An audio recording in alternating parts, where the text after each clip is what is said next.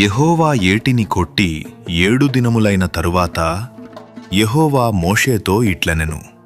నీవు ఫరో యొద్దకు వెళ్ళి అతనితో నన్ను సేవించుటకు నా జనులను పోనిమ్ము.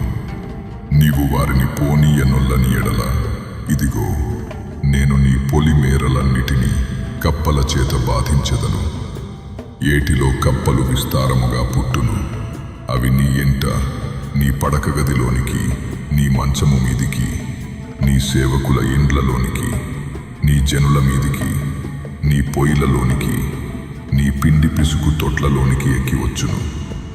ఆ కప్పలు నీ మీదికి, నీ జనుల మీదికి, నీ సేవకులందరి మీదికి వచ్చునని యెహోవా సెలవిచ్చుచున్నాడని చెప్పుము అనెను.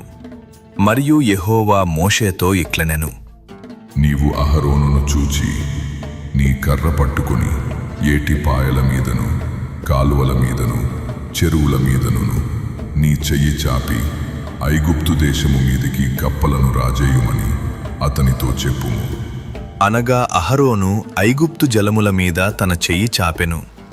అప్పుడు కప్పలు ఎక్కివచ్చి ఐగుప్తు దేశమును కప్పెను.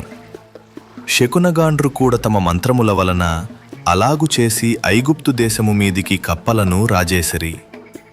అప్పుడు ఫరో మోషే అహరోనులను పిలిపించి, నా యొద్ద నుండి, నా జనుల యొద్ద నుండి ఈ కప్పలను తొలగించుమని యెహోవాను వేడుకొనుడి. అప్పుడు యెహోవాకు బలి అర్పించుటకు ఈ ప్రజలను అగత్యముగా పోనిచ్చెదను అనెను. అందుకు మోషే, నన్ను గెలిచినట్టుగా నీవు అతిశయింపవచ్చును.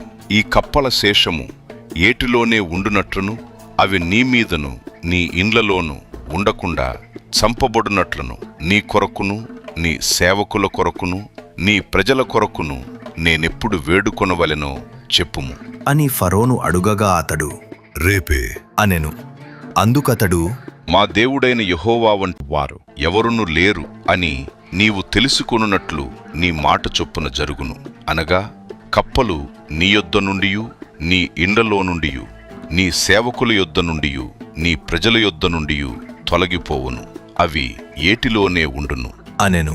మోషే అహరోనులు ఫరో యొద్ద నుండి బయలువెళ్ళినప్పుడు యెహోవా ఫరో మీదికి రాజేసిన కప్పల విషయములో మోషే అతని కొరకు మొరపెట్టగా, యెహోవా మోషే మాట చొప్పున చేసెను గనుక ఇండ్లలోనేమి వెలుపలనేమి పొలములలోనేమి కప్పలు ఉండకుండా చచ్చిపోయెను.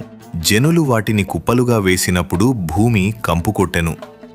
ఫరో ఉపశమనము కలుగుట చూచి యెహోవా సెలవిచ్చినట్టు తన హృదయమును కఠినపరుచుకొని వారి మాట వినకపోయెను. అందుకు యెహోవా మోషేతో, నీవు నీ కర్ర చాపి ఈ దేశపు ధూళిని కొట్టుము.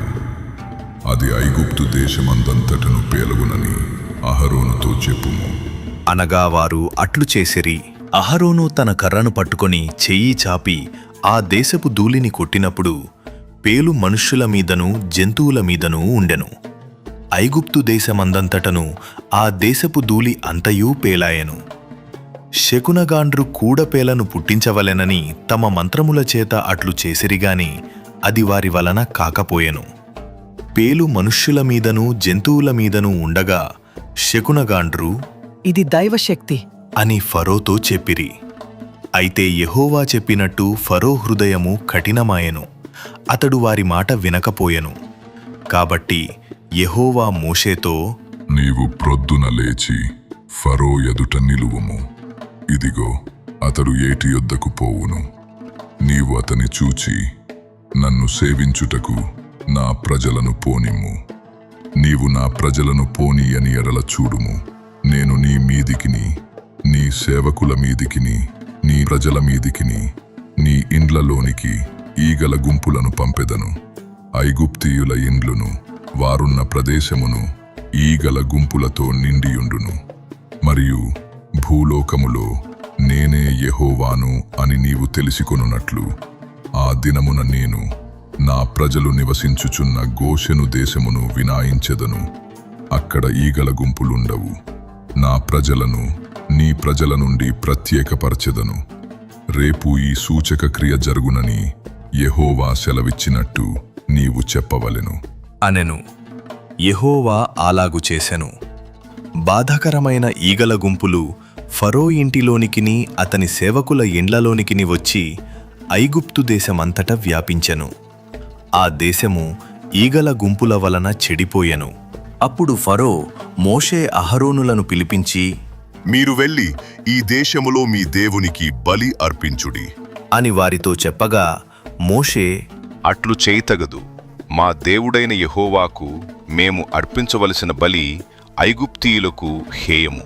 ఇదిగో, మేము ఐగుప్తీయులకు హేయమైన బలిని వారి కన్నుల ఎదుట అర్పించిన ఎడల వారు మమ్ము రాళ్లతో కొట్టి చంపుదురుగదా. మేము అరణ్యములోనికి 3 దినముల ప్రయాణమంత దూరము పోయి మా దేవుడైన యెహోవా మాకు సెలవిచ్చినట్లు ఆయనకు బలి నర్పించుదుము అనెను. అందుకు ఫరో, మీరు అరణ్యములో మీ దేవుడైన యెహోవాకు బలి నర్పించుటకు మిమ్మును పోనిచ్చెదను గాని దూరము పోవద్దు, మరియు నా కొరకు వేడుకొనుడి అనెను. అందుకు మోషే, నేను నీ యొద్ద నుండి వెళ్ళి రేపు ఈ ఏగల గుంపులు ఫరో యొద్ద నుండియు అతని సేవకుల యొద్ద నుండియు అతని జనుల యొద్ద నుండియు తొలగిపోవునట్లు యెహోవాను వేడుకొందును గాని యెహోవాకు బలి అర్పించుటకు ఫరో జనులను పోనీయక ఇకను వంచన చేయకూడదు అని చెప్పి ఫరో యొద్ద నుండి బయలువెళ్ళి యెహోవాను వేడుకొనెను. యెహోవా మోషే మాట చొప్పున చేయగా ఈగల గుంపులు ఫరో యొద్ద నుండియు అతని సేవకుల యొద్ద నుండియు అతని ప్రజల యొద్ద నుండియు తొలగిపోయెను. ఒక్కటి అయినను నిలువలేదు. అయితే ఫరో ఆ సమయమున కూడా తన హృదయమును కఠినపరుచుకొని జనులను పోనీయడాయెను.